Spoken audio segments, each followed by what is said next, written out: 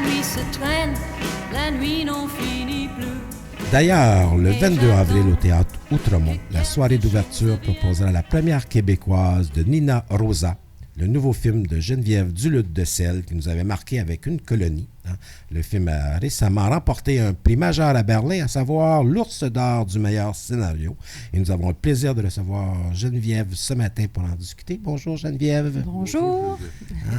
Et Nina Rosa, c'est une œuvre profondément habitée par une quête d'identité, en opérant un déplacement marquant. Après Une colonie où tu explorais avec un certain réalisme tous les seuils, les détails de l'adolescence, ici, tu t'aventures dans une forme un peu plus impressionniste, presque sensorielle. C'est un défi pour toi d'aller dans cette direction-là, de un, et de deux, aussi de le faire en coproduction. Ça aussi, c'est un autre défi. Hein? Oui.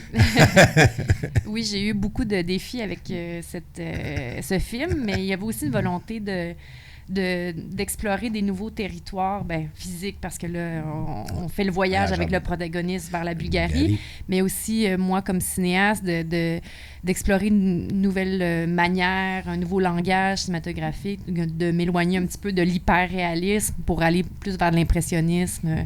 Donc, des défis, mais aussi un beau nouveau terrain de jeu, je dirais. Parce qu'en fait, l'histoire, c'est Miaël, un commissaire d'exposition installé à Montréal, coupé totalement de ses racines bulgares.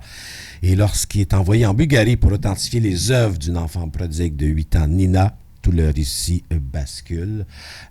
Et là, tu nous fais découvrir finalement la Bulgarie, tu nous fais découvrir le voyage intérieur de ce personnage. Et on n'a pas le choix, je veux dire, parce qu'on en parlait même avec Robert, à quel point Miaël, qui est joué par Galine Stoev. Oui. Je savais que j'étais pas assuré totalement les noms. Il est remarquable. Oui, oui. Où tu l'as trouvé? En fait, c'est notre brillante directrice de casting ici, Tania Arana, qui on cherchait vraiment une aiguille dans une botte de foin, c'est-à-dire un Bulgare d'origine qui parlait très, très bien français, parce que dans l'histoire, Mihail est installé au Québec depuis 28 ans. Donc, et en plus, on voulait avoir un comédien d'origine, pas d'origine, mais belge, parce qu'on avait une coproduction avec la Belgique. Donc, est tombée sur le profil de ce metteur en scène qui avait étudié en théâtre il y a une vingtaine d'années, mais qui fait vraiment de la mise en scène depuis, que de la mise en scène. Donc, il a été assez surpris qu'on l'approche. mais nous, l'équipe, en tout cas, on a eu, juste sur photo, quand on regardait ses vidéos, on a eu un coup de cœur pour lui, puis on a vraiment vu le personnage en lui. Mais c'est un gars qui a une biographie imposante. Je suis allé voir, je me dis, c'est qui ce personnage-là? Oui. Puis quand on voit les mises en scène qu'il a signées en France comme en Belgique, il y a vraiment un acquis. Oui. C'est un peu comme le Robert Lepage de la Bulgarie, je vous le dirais. Oui. Tout le monde en Bulgarie, les gens qui sont qui ont une affinité avec la culture bulgare, ils connaissent le nom de Galine Stoev comme metteur en scène, mais pas comme nécessairement comme acteur. Oui. Mais en plus, il y a comme la gueule de l'emploi. Il est très convaincant. Hein? Oui. Dès qu'il arrive à l'écran, c'est déjà réglé. On est prêt à le suivre. Oui. Mais ce qui est formidable, c'est que son personnage charrie tellement de thèmes. Ouais. Parce que c'est l'exil, le problème de couper avec ses racines, même professionnellement. C'est un personnage divisé. Il travaille pour le galeriste montréalais. Mais à la fin, je veux dire, le vernissage, là, il n'est plus dans le coup beaucoup. Hein. Il regarde ça avec un drôle d'œil. Alors que le galeriste s'envoie en l'air, lui, avec un discours assez démagogique. Oui. En fait, c'est sûr qu'à la fin du récit, parce que le protagoniste est consultant en art, il monte une exposition, il est appelé à parler des œuvres et éventuellement, il va être appelé à parler de la production de cet enfant de 8 ans. Puis son regard sur lui-même, sur sa trajectoire à lui, comme celle de cette petite-là, change au courant du récit. Hein. C'est ce qu'on fait en cinéma. On bouscule un peu la trajectoire de nos personnages. Puis ça va l'amener à reconsidérer un peu ses fondations. C'est ce qu'il croyait il va être dans une posture à la fin où il va ouvrir le champ à « Hey, je ne sais pas ». Et à vous, spectateurs, de réfléchir à cette question. Il y a une question qu'on se pose tout de suite face au film, c'est pourquoi la Bulgarie? Parce que c'est pas un pays évident. Hein? C'est un pays, on sait que c'est un pays qui est relativement pauvre, qui a très mal survécu à l'effritement de l'Union soviétique. Ouais.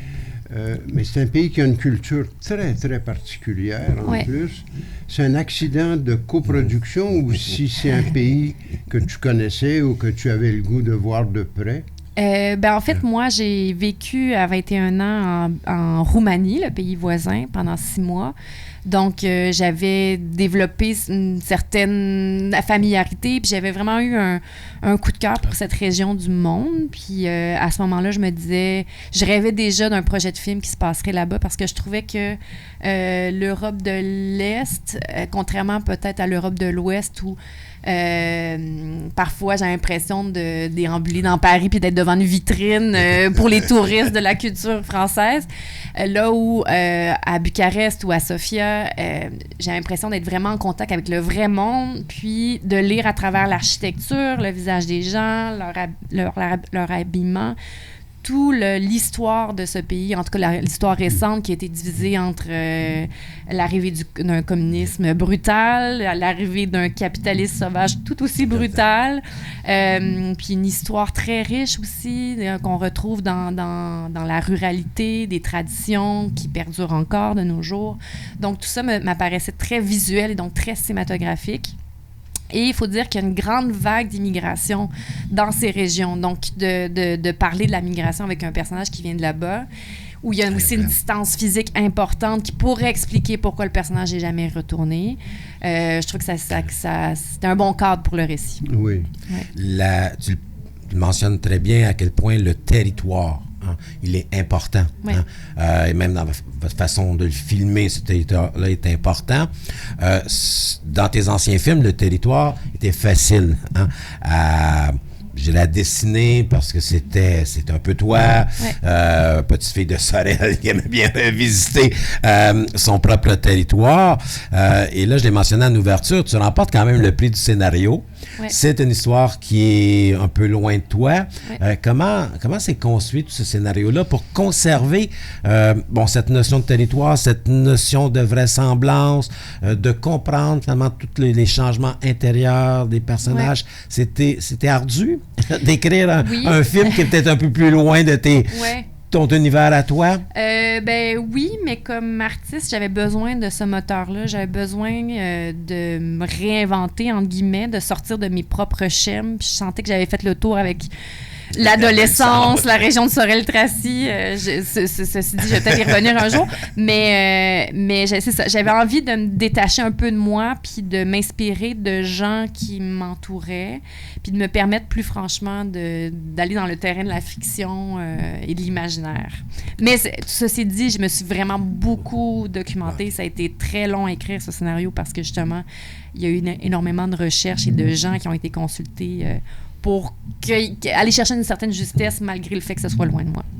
Mais Guy évoquait le territoire, mais le territoire, c'est le paysage aussi, parce que la campagne bulgare, elle est très belle dans le film. Ah oui, magnifique. Le directeur photo, il a fait une bonne job. Oui, parce que on a le goût d'y aller en Bulgarie. Puis quand on arrive dans le village, on a le goût de faire connaissance comme exactement c'est le cas du personnage qui retrouve avec beaucoup d'humour d'ailleurs comment il est accueilli et c'est le rapport de la campagne à la ville qui est déjà défini dès son arrivée dans le village.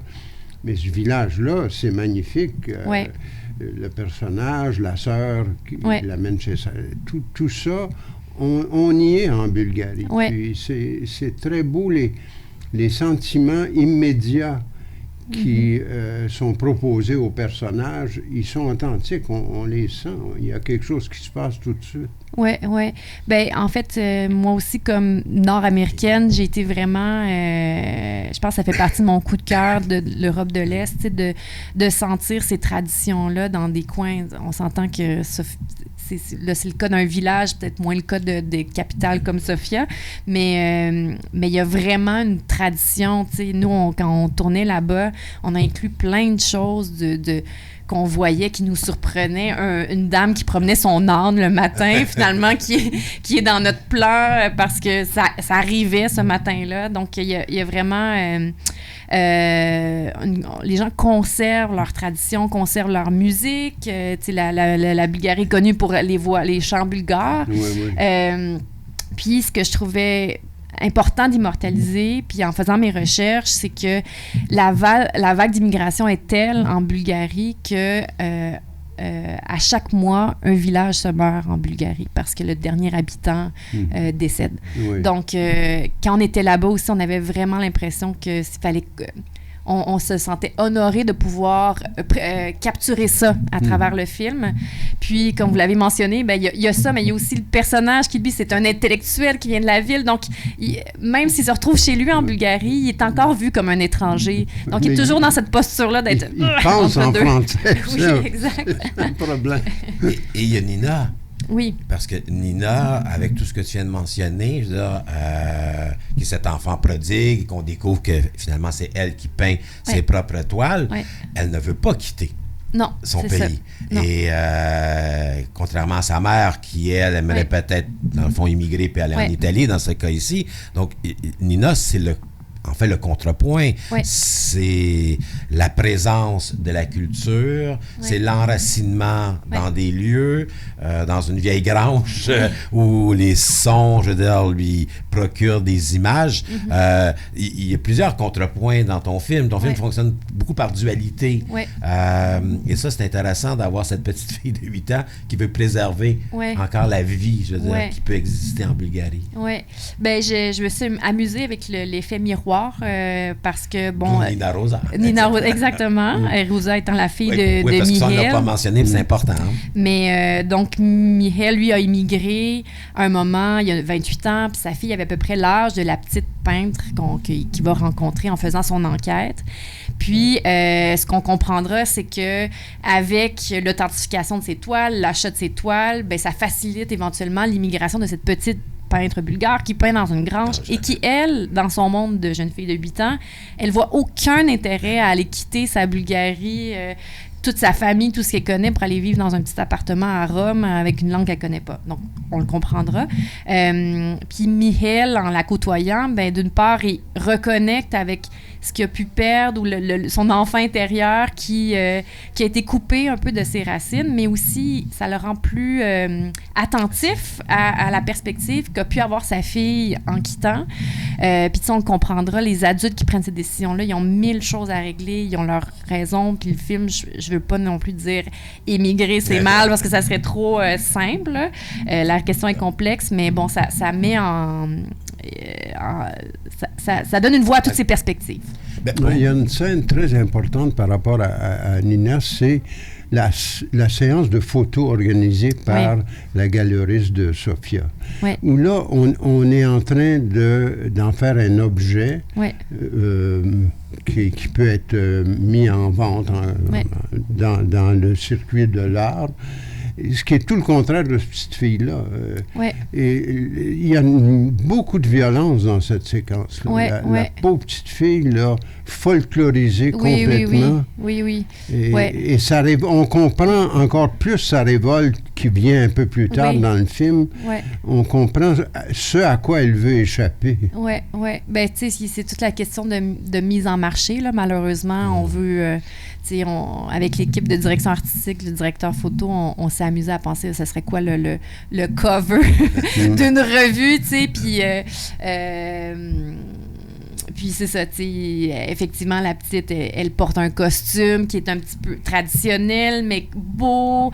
Puis elle est dans un décor post-communiste déchu. Donc, c'est vraiment un regard occidental porté sur la culture alors que on imagine ce qu'elle veut, c'est des jeans, puis un T-shirt, puis courir dans le champ avec ses copines.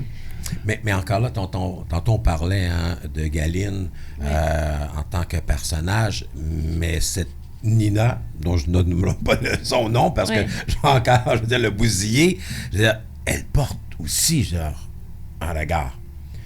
Pour moi, l'actrice. Oui.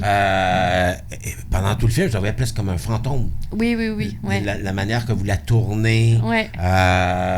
Elle aussi est à la recherche de quelque chose, mais elle a une représentation, je veux dire, aussi d'une ancienne Bulgarie. Oui. Et ça, de trouver une petite fille qui a ce regard, qui a ce visage, c'était pas évident, hein?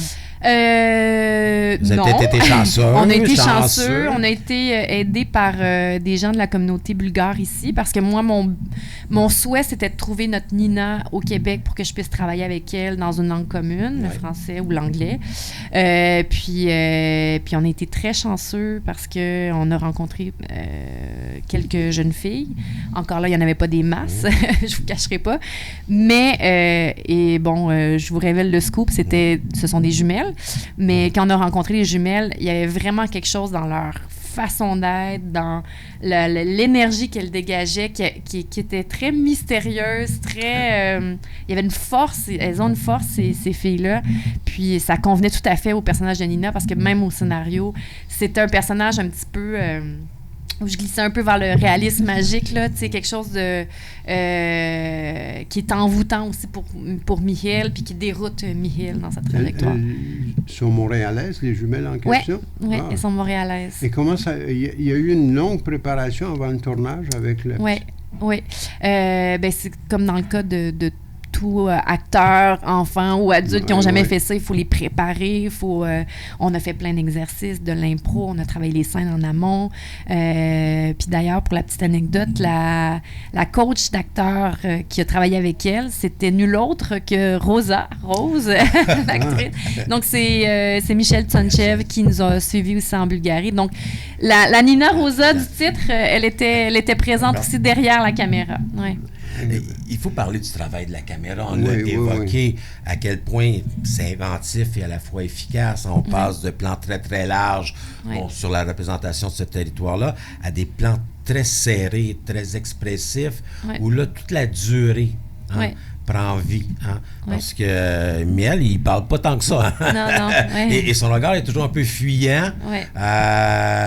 C'était une attention, je veux dire, dès le départ dans le scénario, de pouvoir avoir inscrit la durée, finalement, où c'est au montage, ou en fait pas montage, ou au tournage, qu'on a dit, là, on a besoin finalement, dans certains cas, d'étirer les plans, de nous attarder, finalement, ce regard fuyant. Comme cinéaste, c'est quelque chose que j'aime, le non-dit. J'aime lire des choses dans le regard des comédiens, dans leur visage, avec l'attention de la caméra, dans cette insistance-là, un peu comme dans Une colonie. Là, j'étais très proche de la protagoniste, puis on arrivait à comprendre son désarroi dans cette proximité. Puis là, c'était encore le pari ici. Mais il y a certaines scènes qui c'est un mélange des deux. Au scénario, mais aussi au tournage. Par exemple, il y a une scène où le protagoniste va voir sa sœur, donc une scène très verbeuse où sa sœur s'exprime, mais une seconde scène où il est avec sa famille. Et c'est une scène sans dialogue, ou du moins, je ne l'ai pas sous-titré intentionnellement parce que je veux vraiment c'est un lent zoom-in et on regarde le personnage. Puis cette scène-là devait être... il y avait du dialogue. Puis la veille du tournage de la scène, je disais, on vire tout le dialogue. Je pense que ça va être plus parlant si on reste dans le silence puis juste l'observation dans cette scène. Fait qu'il y a une combinaison des deux. Au scénario, puis aussi, il y a des choses au tournage où on a décidé de laisser parler les silences. C'est un film où le spectateur doit meubler aussi, mais c'est pas un défaut du tout. Pour moi, c'est comme s'il y avait des points de suspension périodiquement. Où est-ce qu'on s'en va avec ça? Comment il va réagir? Est-ce qu'il va relancer la chose. Ouais. Et ça nous tient en éveil par rapport à ce que ce personnage vit, qui est dévastateur pour lui. Oui, c'est ça. Clair, c'est ça. Comment ça a été long, le tournage? On avait combien de jours? 27 ou 28 jours? Non, pas si... En Bulgarie ou... non, au total. Ouais. Au total. Oui. Puis, mais tu sais, après, il y a beaucoup de préparation. Oui. C'est sûr qu'on a passé 5 semaines en Bulgarie pour 16 jours de tournage. Donc, puis, au niveau de la coproduction, le monteur est belge. Oui. Donc, il y a un point de vue doublement extérieur. Oui. Étant donné que, je ne sais pas s'il était dans le coup quand vous prépariez le projet, à quel moment il est associé au projet, mais néanmoins, il est vraiment extérieur. Oui. Puis, tu sais, il faut dire que même au niveau du scénario, c'est une coproduction avec le Québec, Canada, la Belgique, la Bulgarie, l'Italie.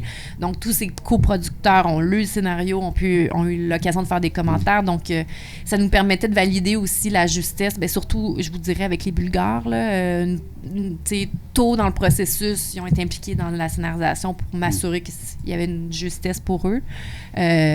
Donc, oui, ça s'est fait en collaboration, ces échanges-là pour... Mais le montage, ça a été long? Une période, je vous dirais, standard au Québec. Là. Je ne sais plus combien de jours. Mais ça s'est passé à Bruxelles ou ici? Ici, il est venu ici. Il est venu s'installer ici. Oui, il avait fait un premier montage, en fait, pendant que nous, on tournait. Oui. Pour valider certaines choses. Donc, lui avait passé 2 mois seul avec le film. Puis, on s'est rencontrés après. Puis, il a vécu l'hiver québécois. Oui.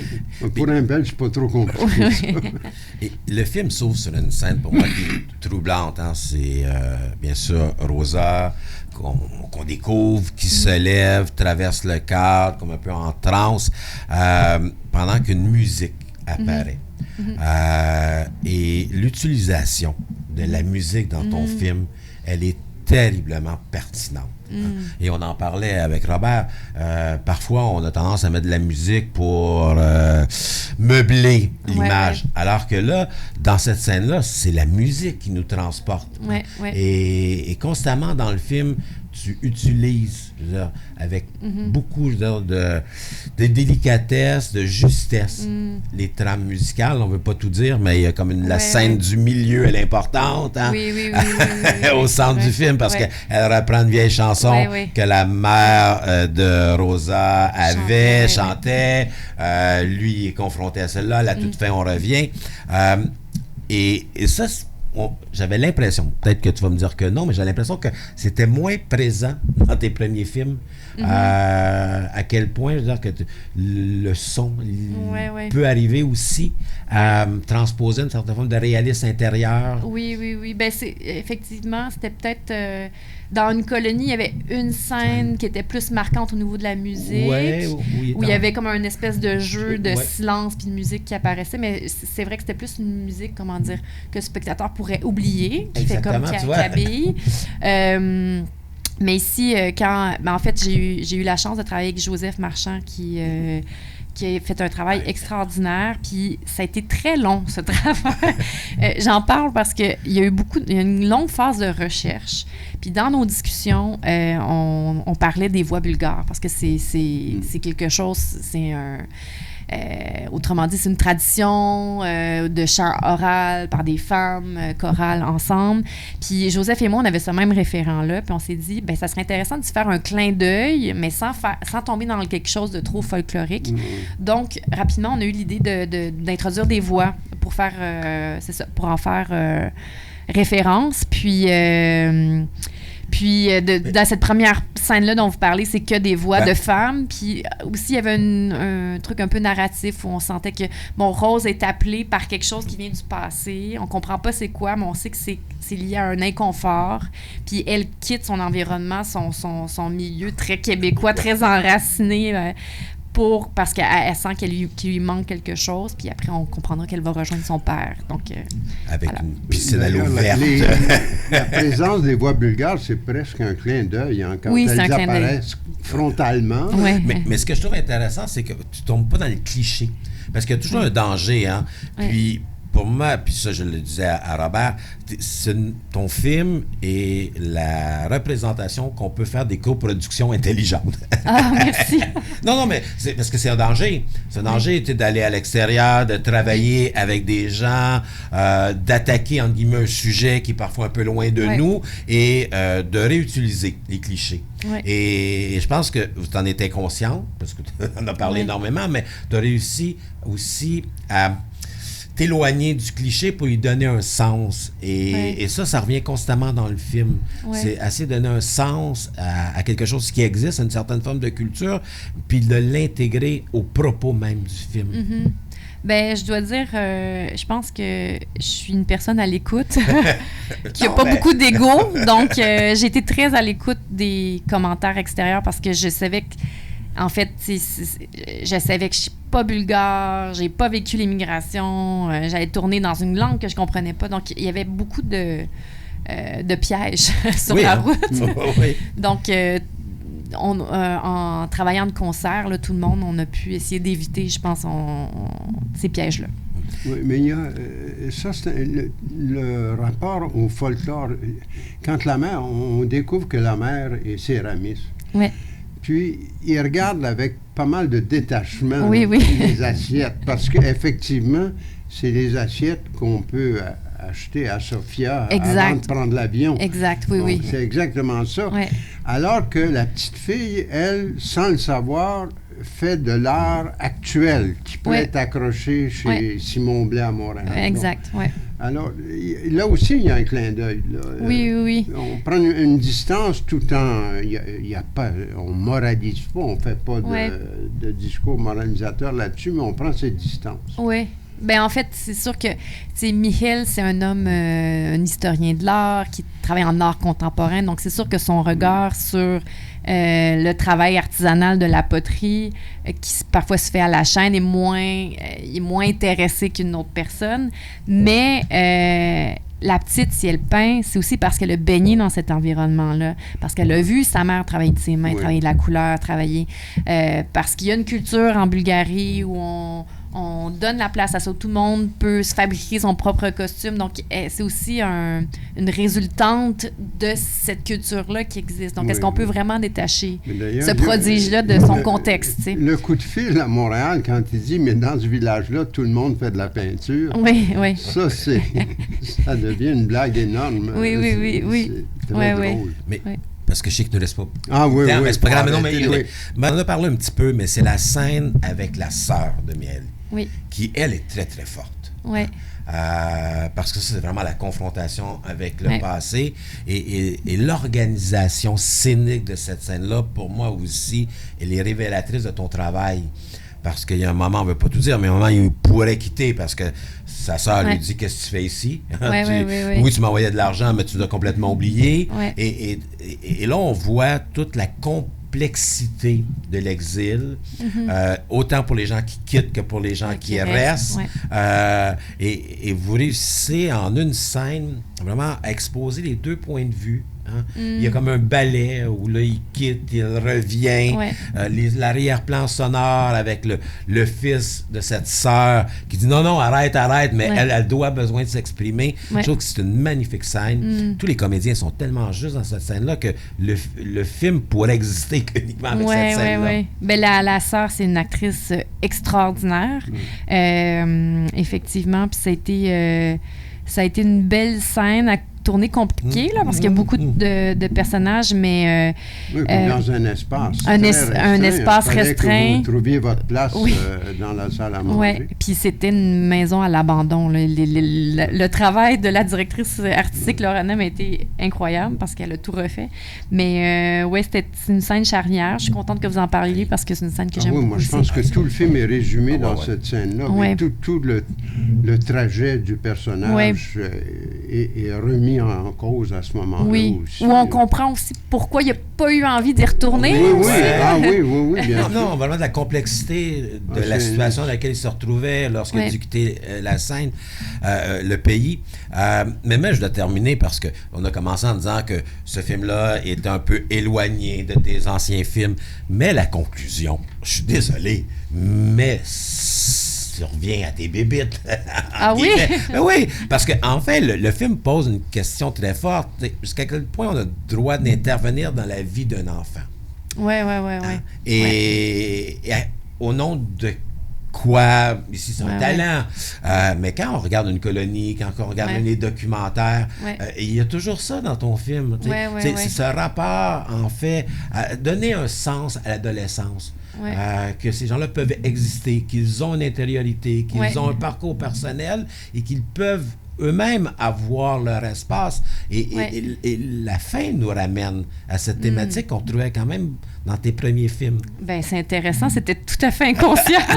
C'est peut-être inconscient, mais c'est porté dans le film. Puis tu sers du mot curater, prendre soin. Oui. Et dans tes premiers films, il y avait cette idée de prendre soin aussi des personnages avec leurs difficultés, avec leur passage du monde de l'enfance vers l'adolescence. Mais on sentait cette préoccupation chez toi de les regarder avec ce regard du prendre soin. Oui, ben je pense que ça m'habite. Là. Tu peux pas, même si tu vas en Bulgarie, tu peux pas en sortir. Donc, comme on le mentionnait, le film est présenté en ouverture des rendez-vous du cinéma québécois. Et le lendemain, en avant-première à Québec au CLAP, puis après ça à Montréal, dans le cas de Montréal, au Beaubien tout de suite. Il va sortir dans, je vous dirais, une dizaine de salles. Donc, j'inviterai les gens à être à l'affût parce qu'on va le savoir à la dernière minute, mais je vous dirais une dizaine de salles, puis pas juste à Montréal. Ben, j'espère qu'on a donné le goût aux auditeurs de voir ton film. Oui. Merci beaucoup. Merci, Geneviève. Du Luc de Sel. Oui. Nina Rosa, merci.